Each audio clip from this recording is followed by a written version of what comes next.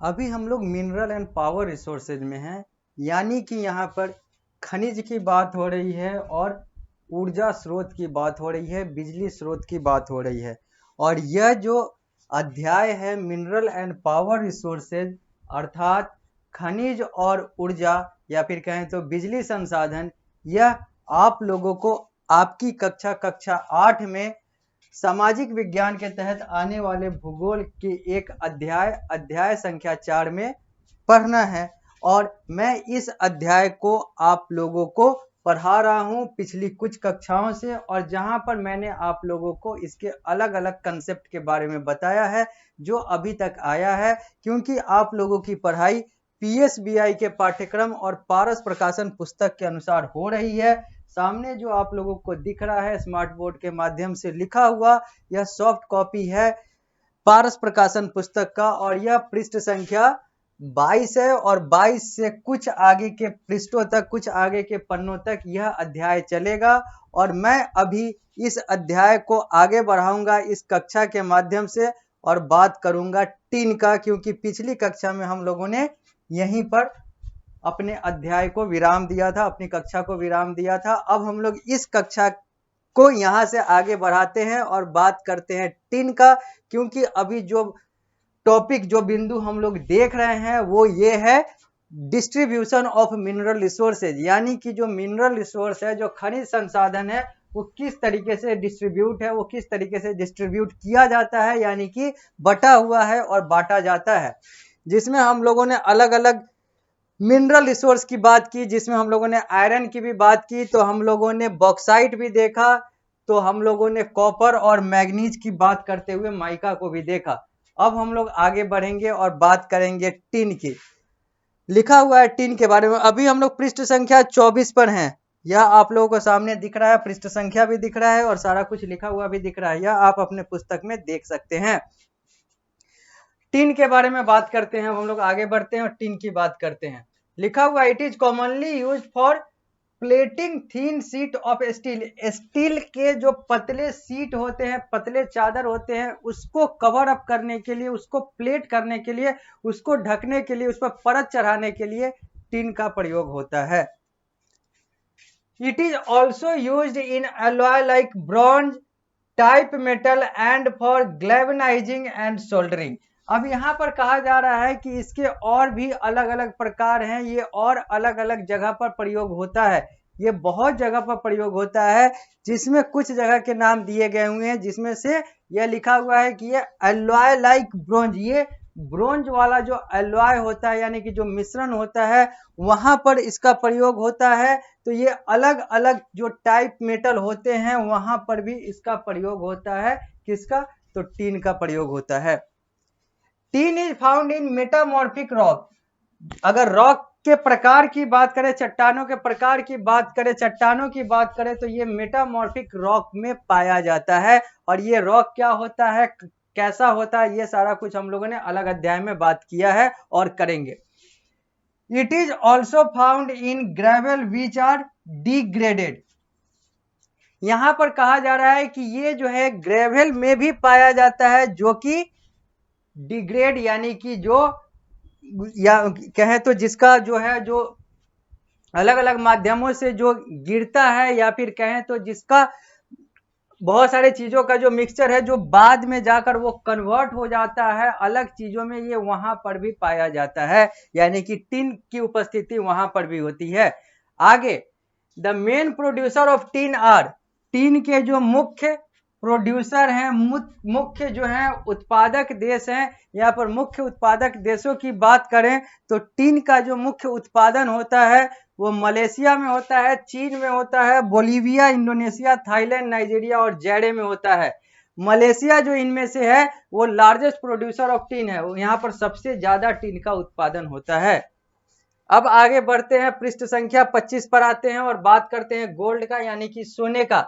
लेकिन 24 पर एक पिक्चर है, यह भी आप लोग देख लें। यह हम लोगों ने पहले भी बात की है इसकी दूसरी कक्षा में, जहां पर हम लोग देखे थे एन ओपन पिट माइनिंग, कैसे एक खुले में जो खनन का प्रक्रिया है वो होता है।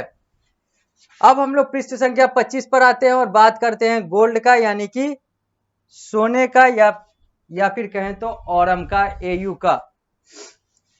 It is precious metal used in making of ornament and luxury item. यह एक बहुत मूल्यवान वस्तु होता है, बहुत ज्यादा वैल्यूएबल प्रीशियस आइटम होता है, वस्तु होता है जिसको गहना और अलग अलग मूल्यवान चीजों में प्रयोग किया जाता है, यूज होता है, लग्जरियस आइटम में यह प्रयोग होता है।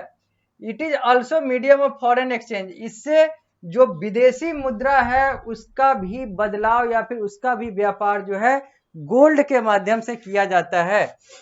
Gold can be found either in a pure form or as a particle of alluvial sand.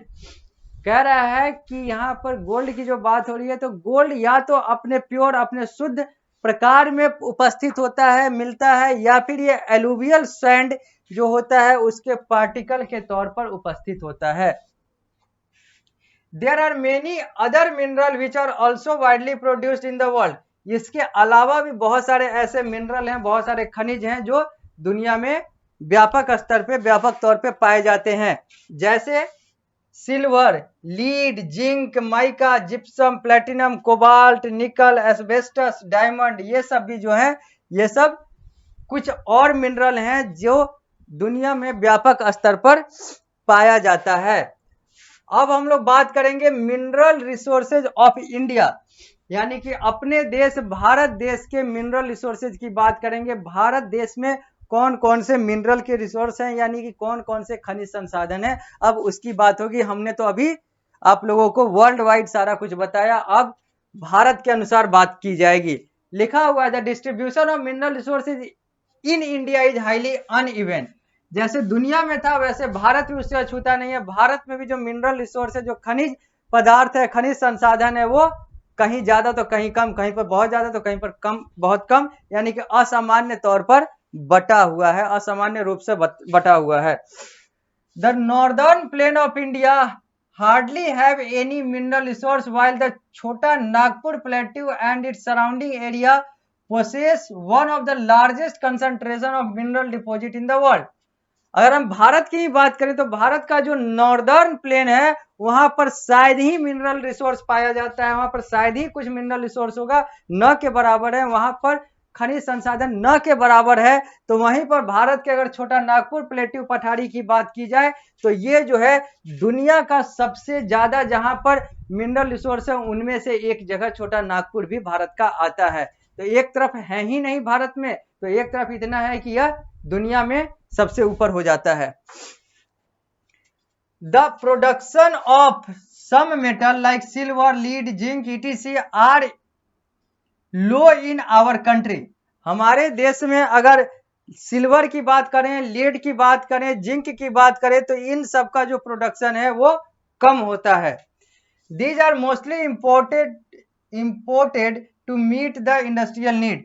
ये सब जो आइटम है, ये सब जो मिनरल है, ये इंपोर्ट किया जाता है, यानी कि दूसरे देश से खरीदा जाता है, कहें तो आयात किया जाता है, ताकि अपनी आवश्यकता और जो अलग अलग उद्योग हैं उनकी आवश्यकता की पूर्ति की जा सके भारत में। The distribution of important metallic and non metallic mineral is given in the table given. अब कौन कौन सा जो मेटेलिक और नॉन मेटेलिक जो मिनरल है वो नीचे वाले टेबल में अब मैं जो बताऊंगा, जो आप लोगों को सामने दिख भी रहा है थोड़ा थोड़ा, अब ये पूरा दिखेगा आप लोगों को। इसमें बताया गया हुआ है कि कौन सा मिनरल जो है वो कहां पर पाया जाता है। ये भारत के मिनरल डिस्ट्रीब्यूशन है, यानी कि कौन सा मिनरल भारत के किस क्षेत्र में पाया जाता है। तो पहले वाले जो कॉलम है उसमें मिनरल है, तो दूसरे वाले में फाउंड इन, यानी कि किस क्षेत्र में पाया जाता है, इसकी बात की गई हुई है। तो अगर बात करें आयरन की, तो आयरन जो है वो झारखंड, उड़ीसा, छत्तीसगढ़, मध्य प्रदेश, गोवा, महाराष्ट्र और कर्नाटक में ज्यादा पाया जाता है। तो बॉक्साइट के लिए झारखंड, उड़ीसा, छत्तीसगढ़, मध्य प्रदेश, गुजरात, महाराष्ट्र और तमिलनाडु का नाम आता है।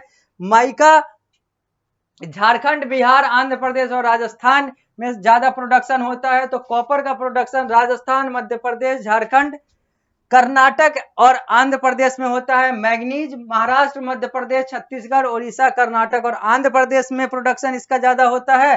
तो लाइमस्टोन का जो मैक्सिमम प्रोडक्शन वाला स्टेट है वो है बिहार, झारखंड, उड़ीसा, मध्य प्रदेश, छत्तीसगढ़, राजस्थान, गुजरात और तमिलनाडु। तो गोल्ड के लिए कर्नाटक है, और साल्ट के लिए जो सीज हैं, जो लेक्स हैं और जो रॉक्स हैं अलग अलग भारत के, वहां पर नमक पाया जाता है।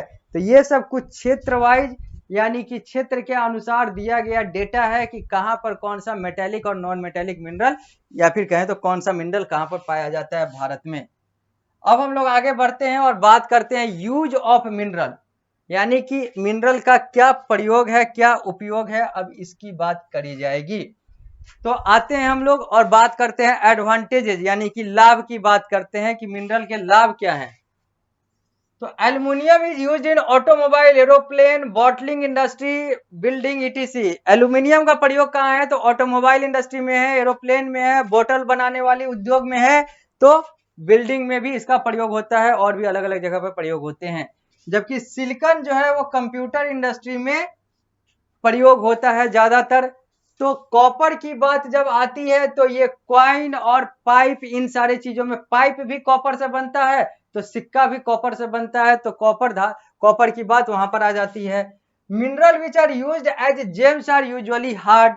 जो मिनरल जेम्स यानी कि ऑर्नामेंट और अलग अलग तरीके का गहना बनाने के लिए प्रयोग होता है, वो यूजुअली सामान्यतः जो है वो हार्ड होता है, भारी होता है, कड़ा होता है। These are then set in various style for jewellery, और फिर इसको अलग अलग प्रकार से ज्वेलरी के अलग अलग प्रकार से इसको बनाया जाता है, ढाला जाता है। Mineral are used in various industry. Mineral जो है वो बहुत सारे अलग अलग प्रकार के इंडस्ट्री उद्योग में प्रयोग होते हैं। अब हम लोग आते हैं पृष्ठ संख्या 25 से पृष्ठ संख्या 26 पर। यहाँ पर लिखा दिया हुआ है मिनरल डिस्ट्रीब्यूशन ऑफ इंडिया का एक मानचित्र दिया हुआ है, जहां पर यह बताया गया हुआ है कि कौन सा मिनरल जो है वो कहां पर पाया जाता है। जैसा कि आप लोगों ने टेबल में भी देखा, मैंने टेबल में भी बताया, वही चीज यहाँ पर मानचित्र में दिया हुआ है।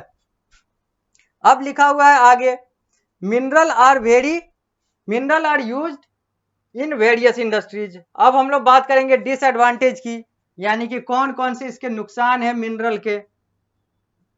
तो लिखा हुआ है there are many disadvantages associated with the use of mineral. बहुत सारे इसके नुकसान है, बहुत सारी इसकी हानियां हैं। सम ऑफ दीज आर फॉलोज, कुछ जो है वो दिए गए हुए हैं, मैं पढ़ देता हूं। Mining of almost all type of mineral releases huge quantity of dust, metal particle etc causing a great harm to our environment. जब हम लोग माइनिंग करते हैं या जब कोई माइनिंग करता है, खनन होता है, तो उससे बहुत सारे अलग अलग डस्ट पार्टिकल यानी कि धूल और अलग अलग चीजें जो है वो रिलीज होता है, बाहर निकलता है, जिससे हमारा वातावरण अशुद्ध होता है, बीमारियां होती है, बीमारियां फैलती है। आगे आगे लिखा हुआ है despite great stride in science and technology, substitute of some of the existing natural resources are causing harm to our environment.